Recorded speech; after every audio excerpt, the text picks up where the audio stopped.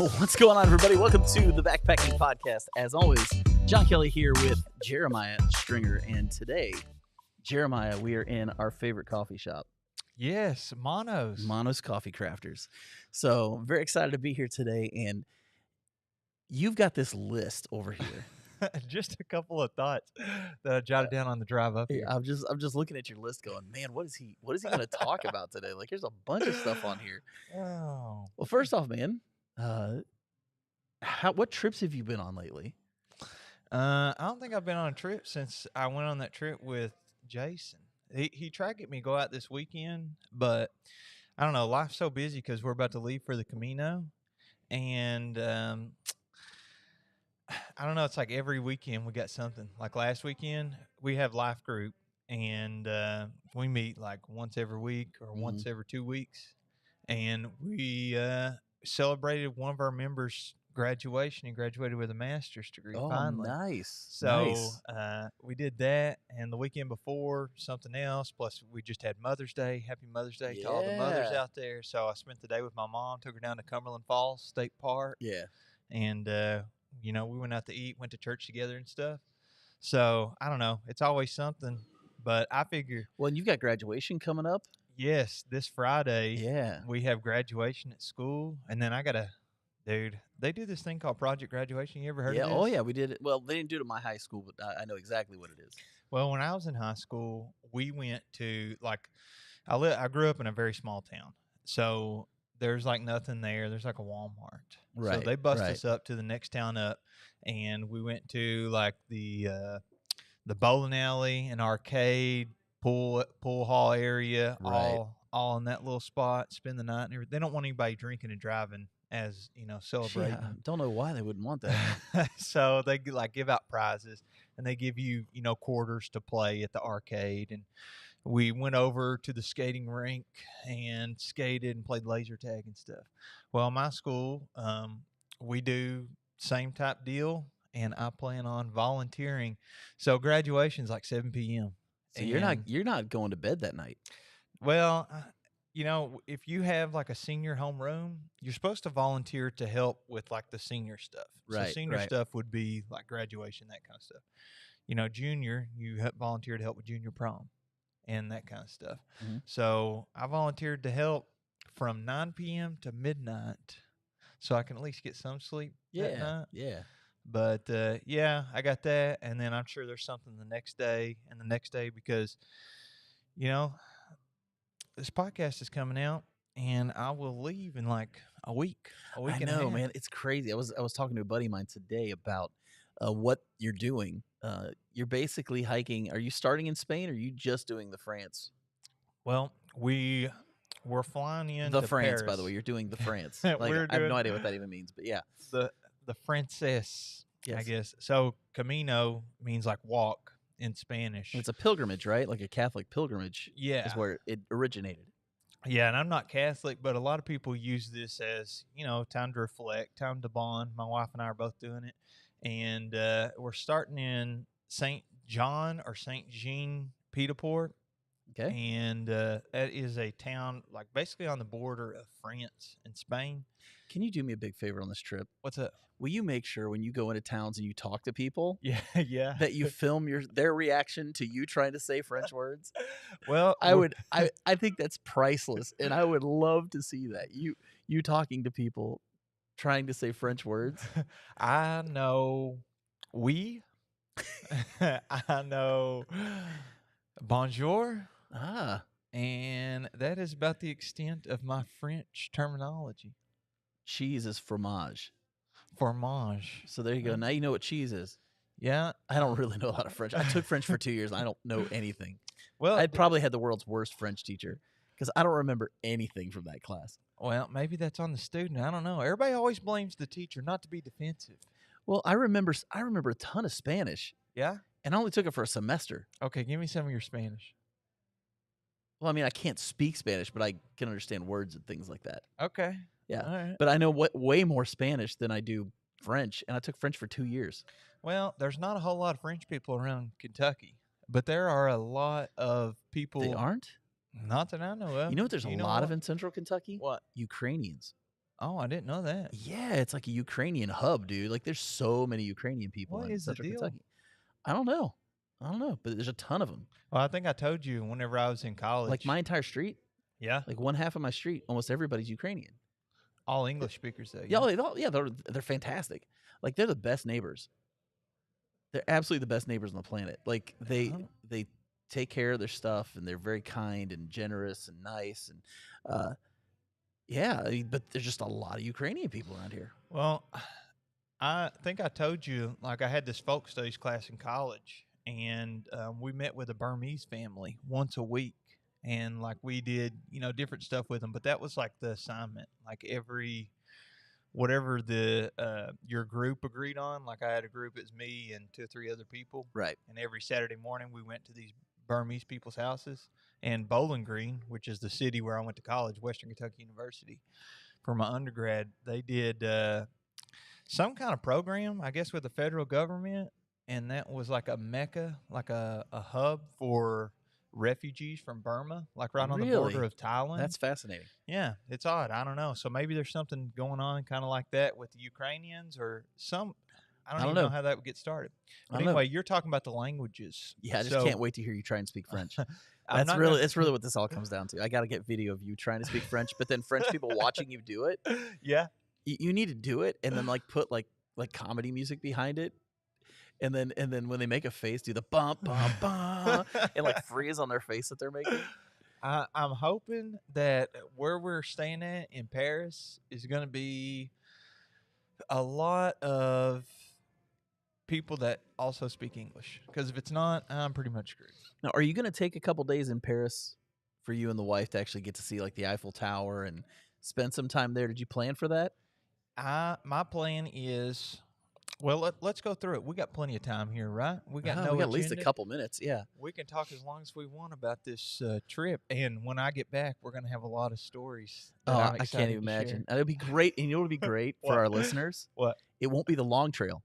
Oh, yeah, I'll have another one about the same. Actually, I should be gone longer than I was on the long trail. Really? Yeah, because I was gone for about a month on the long trail. Now, I assume this will take around 6 weeks. Okay. But let's go through. Just so everybody knows, there will be podcasts every week. Oh, yeah. That's why we're doing what we're doing right now. To get ahead of this. We're definitely going to have some content out there. And I'm hoping we can talk live. Yes. I'm hoping we can get you live while you're out on trail. Well, I think it's a 6-hour time difference, if I'm not mistaken. So that's not bad. Yeah, we could definitely make that happen because we've done interviews from, what was it, Iceland? Yeah. So that was pretty similar time. Wouldn't that be pretty similar time zone differences on the Iceland situation? I'm not sure they're. You're asking me geography of Europe? I got nothing for you, man. Longitude. Yeah. But anyway, let's go through the sequence, all right? Okay. So I'm leaving soon, and we're flying out of Lexington, Kentucky airport. Couldn't believe I could get a flight for the same price out of Lexington to fly into Paris as like Cincinnati. I also checked Knoxville, Nashville, even Atlanta, even though I figured somebody would have to drop us off down there. So we got these tickets, and they've changed the flights and stuff a few times, but it looks like I'm going to have a 3-hour layover in Atlanta. So we're flying from Lexington to Atlanta. And I don't think I've been through the Atlanta airport, but what would you suggest as the best way to kill a little time during this layover? Obviously food. A nap. A nap inside the airport? You know it's nice. Yeah, dude. I went on a trip one time, and I took an air mattress with me.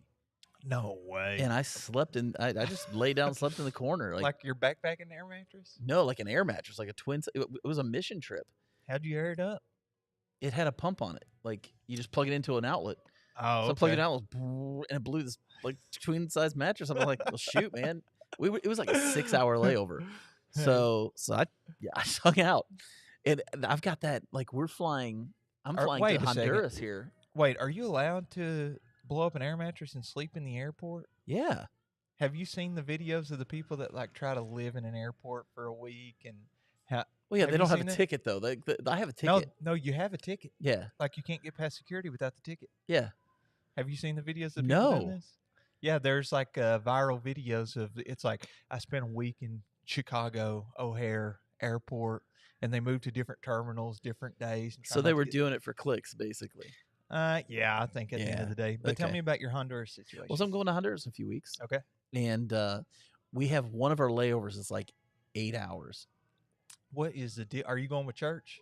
Yeah, I'm going with our church. We're doing it's me and two other guys, and we're doing this. I did it last year. It was the missionary kid camp. Yeah. Down there, but we're flying down there, and we've got the 6-hour layover. Now, I'll tell you the things I do when there's a layover. First things, I try and find a place to sit down restaurant. Yeah. And go have like a nice meal. Like an hour and a half meal. Yeah, like a real nice meal where they have to wait on you and stuff, because there's always restaurants like that. What do you consider a nice meal? Somewhere I sit down, somebody comes and actually takes my order. Okay.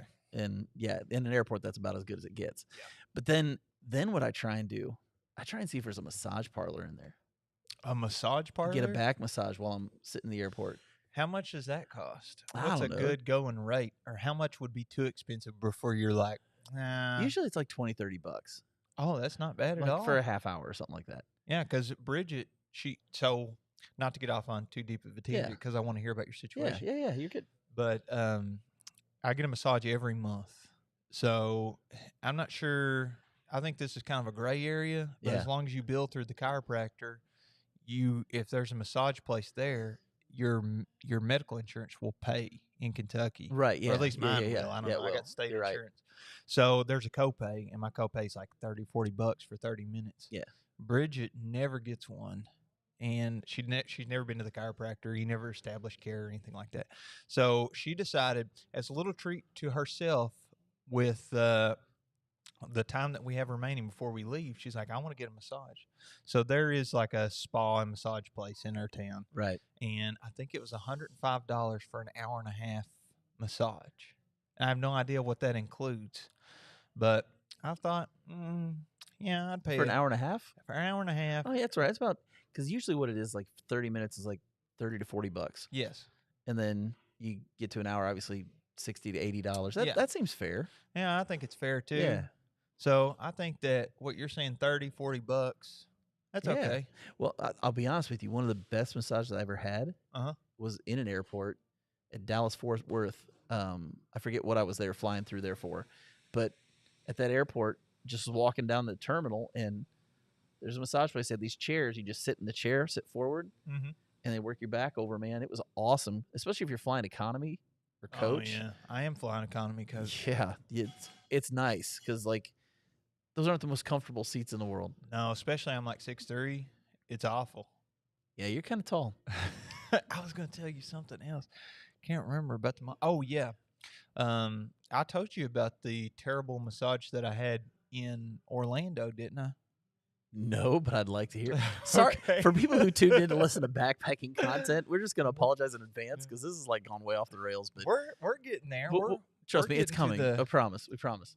This is the anticipation building up to this grand backpacking adventure that I'm headed on. Actually, my massage therapist just gave me kudos on Strava. Oh, nice. How about that one? That's good timing. Yes. Philip Daugherty. Appropriate. So we have family down in Orlando. My wife's aunt and uncle lives down there. So yeah, sometimes we'll head down there, hit the beach and stuff. And one trip we were on, we were like, let's get a couples massage, because we hadn't had a couples massage since we got engaged back in college in Ecuador. And, we went on this like weekend excursion where we took a waterfall tour, and I proposed to my wife, and that same weekend we got a couples massage. And in Ecuador, I don't know how the licenses work for massage therapy. Yeah. But I'm pretty sure that there's no regulations. Anybody can open a business we were in the rainforest basically. Yeah. And I think it was like $40 for both of us for an hour. It was like ridiculously cheap. So guaranteed they weren't licensed by anything. They just rubbed your back. Fantastic massage. Good. Great massage. Well, totally different experience in Orlando.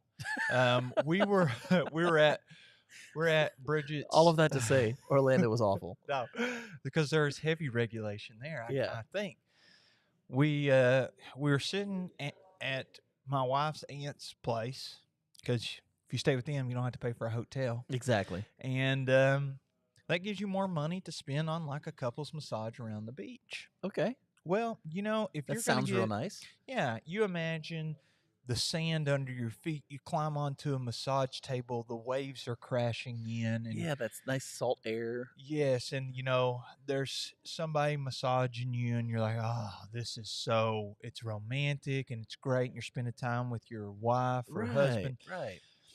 Well, this experience was not at all like that. We were we were shopping on Groupon, and Groupon's not exactly the place you go to for for a massage. If there's on one the thing I will beach. tell you, never shop for a massage on Groupon.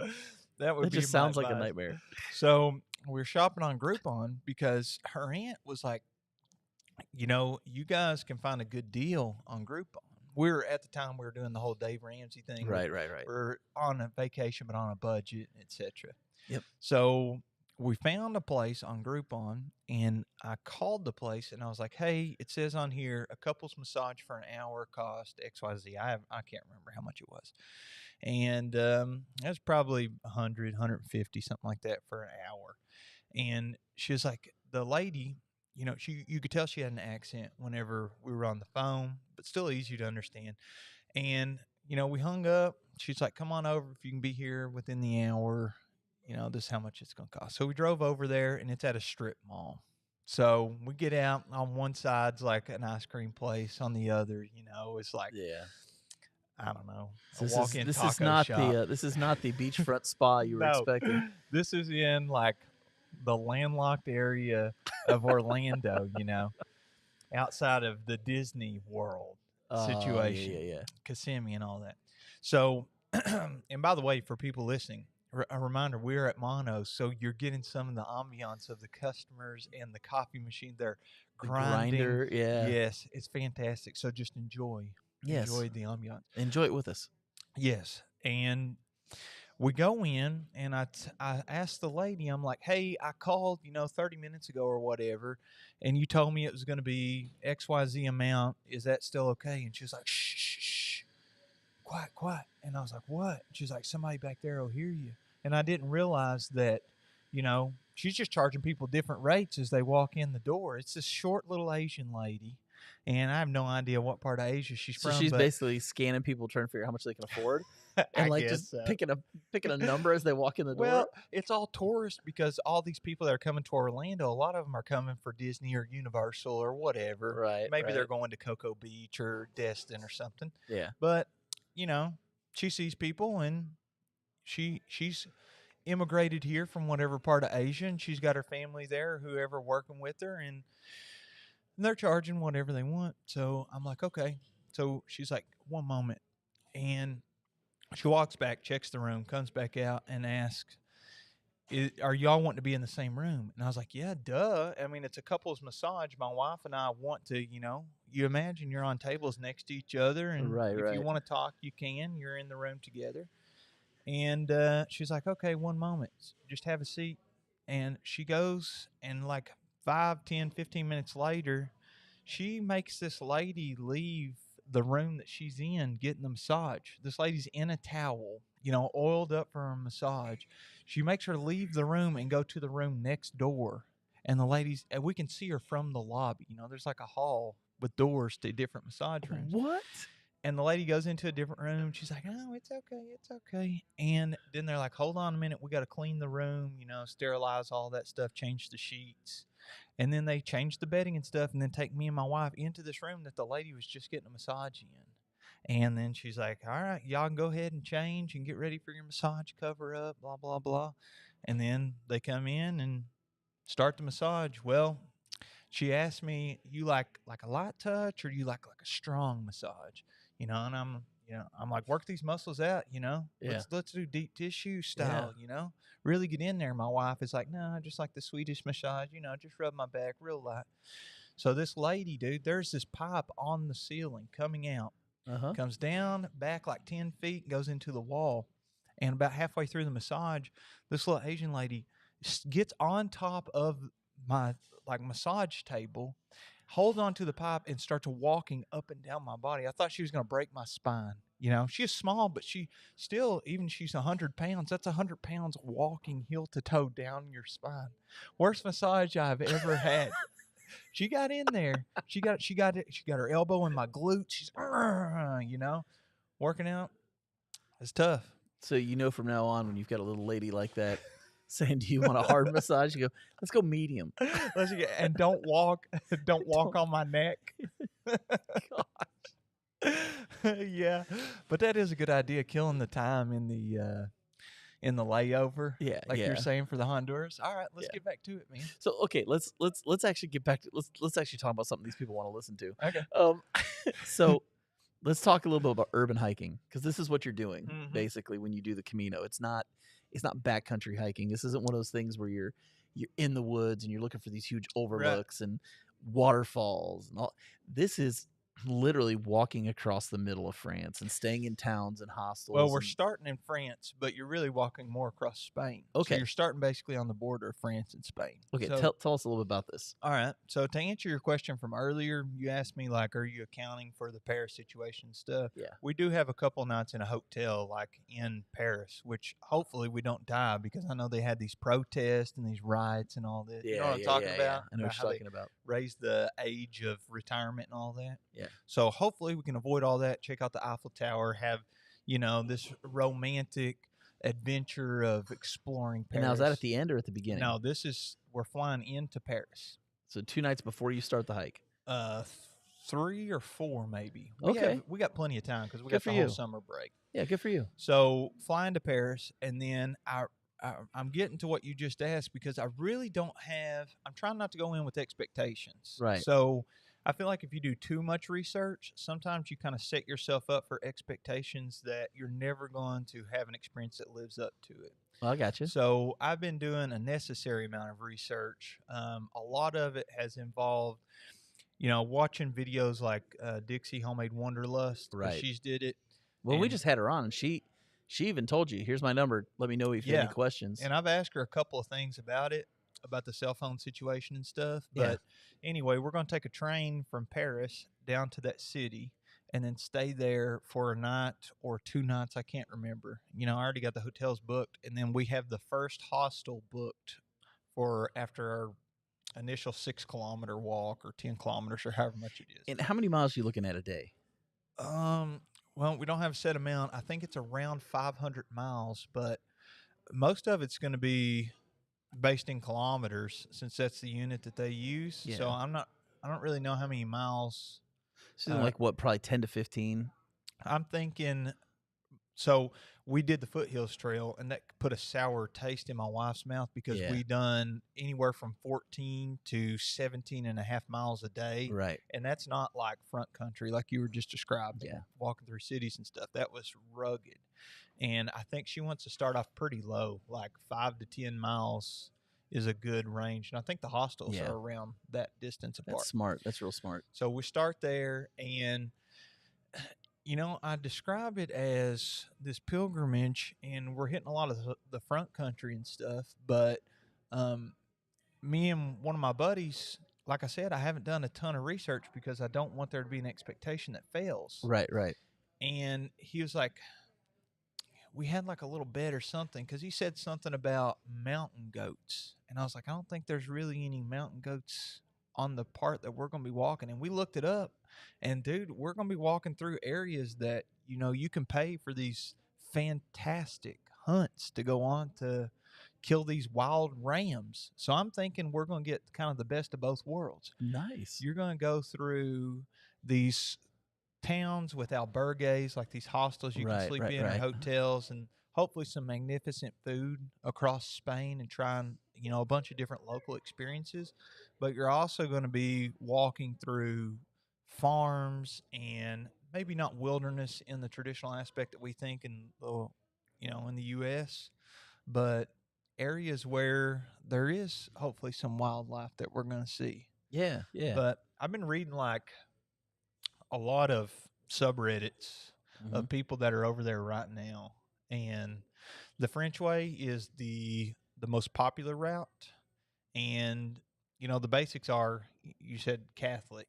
Yeah. Once a year, if my understanding is correct, people would like kind of file in and take the most popular and most economic and ergonomic routes to get to Santiago, to this church every year. Yeah.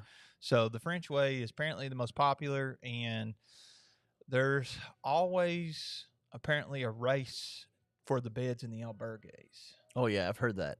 So But I've also heard you need to have something to spray for bed bugs. yeah, You be real careful of that.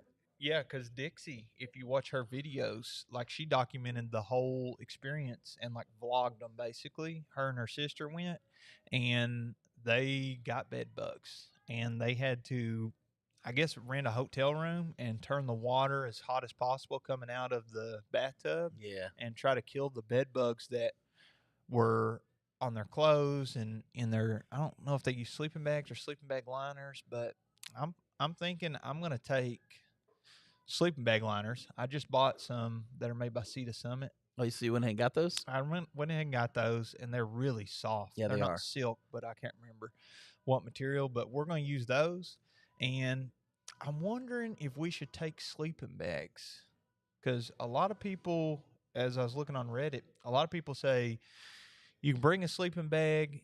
Since we're going in the summertime, they're not really necessary to keep warm, and the sleeping bag liner would do the trick. But I sleep with a comforter But year round. I wonder if a quilt would be a better idea than a sleeping bag, though, given that you're gonna be sleeping on a bed, and you can typically open a quilt up and use it like a big blanket. That might be, and it save you a little weight because if you use a backpack, if you use a sleeping bag, if you use that, you've got that extra fabric, the extra insulation, the extra weight, the zippers. Yeah. Probably using a quilt would actually save you some weight and be more like sleeping at home because you could just open the thing up. Yeah. I don't know.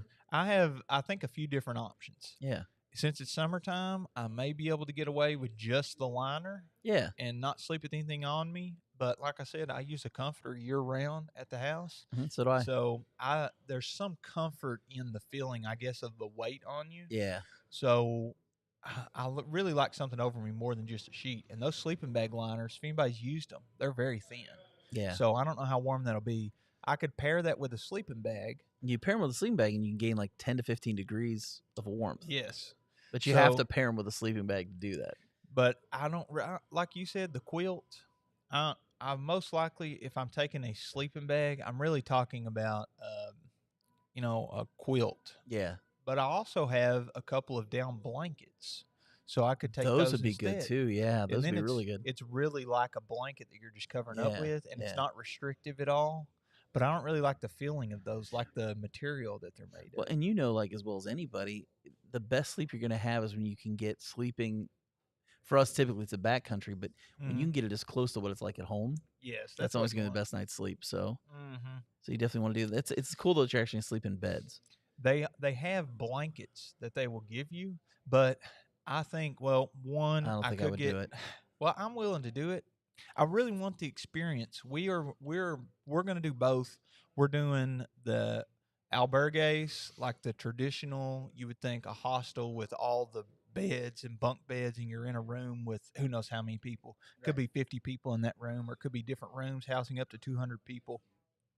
They also have like albergues where they're work to stay, or like you work together to prepare food and cook the meals and stuff. I think that'd be a great way to meet people. And they have like municipal albergues that are very cheap. They're kind of, I guess, subsidized by the city. Right. But they also have private rooms in albergues, and they have like, you can get a traditional hotel for maybe 50% more of the cost. So I plan on hitting every single one of those, like check marking all those boxes and try to experience every situation that I can. Plus I budgeted the money to have I would say a more upscale experience. Yeah. I mean, if you're going to save up the money, this isn't like some little, you're not going to do this again. No, this is something you're going to do. Yeah. So if you're going to do it right. Yeah. I believe that with anything that you're going to do. Definitely like take advantage of those experiences because like you said, you're going to be hiking through France and Spain. Like seriously, man, like think about that for a second. So on the sleeping situation, you could use the blankets that they provide you, but I did read that some of them could be dirty, some of them may be clean, some of them could be stained. So my plan was the whole time to just use what was provided. But the more I think about it, I wouldn't. I'm gonna be honest. There's some things I'm willing to experience. There's some things I don't want to take a chance to experience. So if it's me, I'm just taking a quilt, man. Like I'm taking a quilt, and I think I honestly, will. I would consider, because you're not gonna have to carry a lot of like you're not gonna carry a tent with you. No. You're not carrying a hammock, so your pack's not gonna be very heavy at all. Oh, dude, I haven't told you the best part. Well, here's what I'm thinking. Go ahead. I'd bring my own fitted sheet.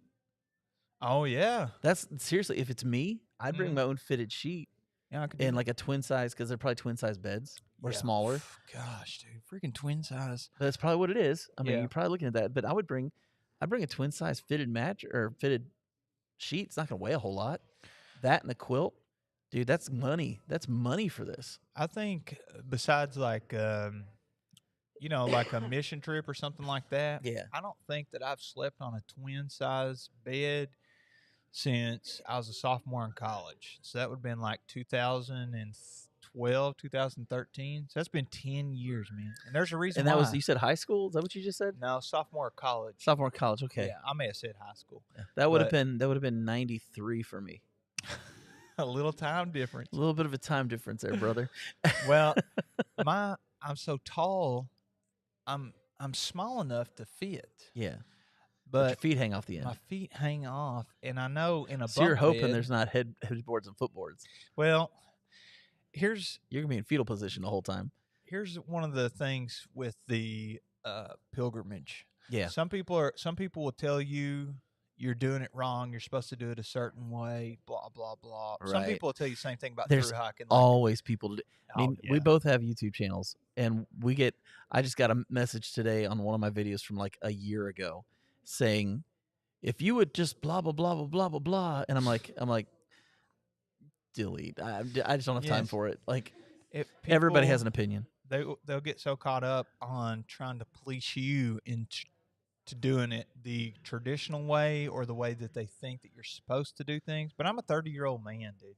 If I'm going to pay, if this costs me thousands of dollars, Do it I'm your gonna way. I'll do it however I want. There's it no your way. right or wrong way. There may No. be a traditional way.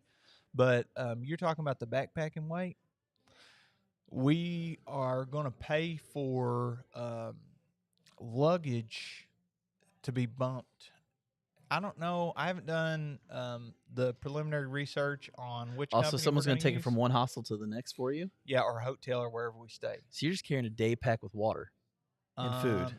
Well, like I said, I want to check mark as many boxes as possible and get as close to a full experience as possible. So I'm thinking sometimes, and this is all subject to change, of course. Yeah. Whenever you get out actually doing stuff, like I said, the expectation sometimes is not reality. So we may do. We're going to take all the stuff that we would have taken if we didn't bring any extra luggage. If we just had the backpacks on our back and Right. we were just backpacking across Europe. So we may do like, let's push that ahead 4 days. You know, you tell the company, I think, each day where you're going to be spending the night. Right. And then they just drive it over there because it takes me all day to walk there, but it may take them 35 minutes. Yeah, and they just drop off your luggage. Is that the worst part? Okay, so No. I had to hitchhike around the Red River Gorge one time. Yeah. And I remember we needed to get a ride because we had. If you go to the Red River Gorge, there's a north end and a south end to it. Sure. And we were coming out of Coomer Ridge where we started hiking. Mm-hmm. We ended up going over the suspension bridge. We meant to do a loop Yeah. and come back, and RIP. we totally missed the loop, and we ended up just going straight across the gorge. Oh. Ended up on the other side. That's a 30-minute drive. Yeah, how long did it take to walk? We walked for 2 hours and hitched a ride finally. And got around to the vehicle finally. It was funny. We hitched a ride and we got to a gas station. I literally walked in the gas station, held up a $20 bill. I said, I will give $20 to any person in this room right now who will give me a ride to the Coomer Ridge Trailhead. And this Yeah. girl behind the counter looks at her boss and goes, Can I take them? And she goes, sure. She goes, yes. And so she comes out and we give her the $20 and she gives us a ride to the Coomer Ridge Trailhead. Because driving miles and hiking miles, like people just don't even realize, like you talk about hiking 100 or what was the Sheltoy Trace was like 350 miles. Yeah. I talk about hiking 350 miles. Yeah. And it took me 25 days.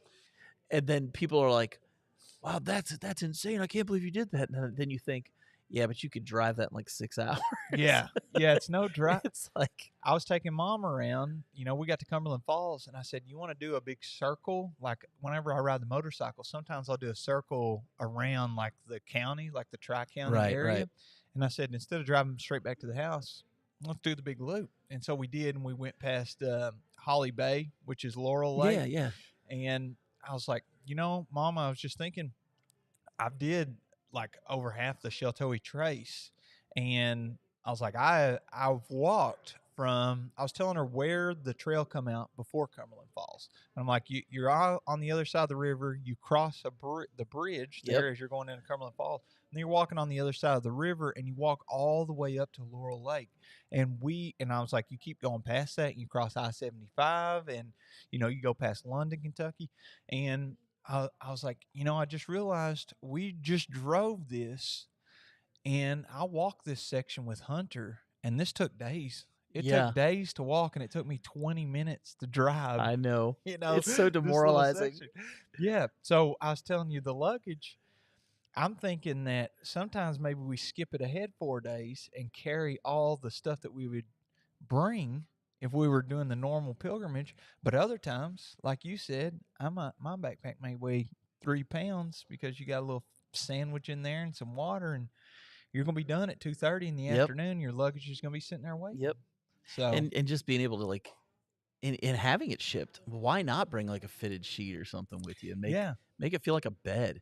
Well, we'll have one. And an actual pillow. What about an actual pillow, dude? My wife was telling me yesterday. She was like, "Do you think that we can take a real pillow?" And I was like, because I told her I was thinking I'm going to take a backpacking pillow. Before I was just thinking I'm just going to use whatever they give me. Right, right. But I use 2 pillows at home, and if they're the problem is the weight. It's a 50-pound luggage limit on the weight for one bag, and I only want to take one bag. Because I don't want to pay for 2 bags. That makes sense. Yeah, I don't want to skip the 2 bags because that's going to cost me double. And I also don't want to pay I don't want to pay Delta any more money than I have to. I totally get that. I totally get that. So, what do you think I should add in my luggage? The fitted sheet. I think the fitted sheet's a winner, quilt. dude. Yeah, I'd do a fitted sheet and a quilt for each of you because that. You don't need much, like a 50-degree quilt. Yeah, I mean. 45 degree. I mean, I don't know. I'm assuming there's like heat in the air. Yeah, you're going to be inside. Well, then, yeah, I mean, 50, 60 degree. Like, you don't need something that's super warm. No, you'll be too hot. Yeah. So you've got that. I mean, I don't know if I'd bring a full-size pillow because those get heavy. Yeah, and it's going to take up a lot of room in our luggage. A lot of room. Yeah. Yeah. So we have the foam stuffed Thermarest pillows. Yeah. Like the big ones. Now, I do have a bag I could loan you. What is it? It's like it was a 120-liter like bag. I used it when I went to Kilimanjaro. Oh, you're talking about like for your luggage. Yeah. It's massive, but it doesn't weigh anything. You know how like a lot of the weight from a suitcase is the suitcase. Mm-hmm. Like suitcases can weigh up to 5 or 6 pounds. Yeah, I don't know how much my wife's weighs, but she told me yesterday she wants to take this big pink luggage. I'll tell you what, you have to drive by my house to go home. All right, I'll check it out.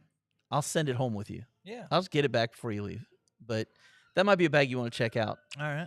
I think we need to cut here and let's go to a part 2 for next week. Let's do it. And let's continue this conversation because this is a fun conversation and we got past all of the massages and everything from earlier.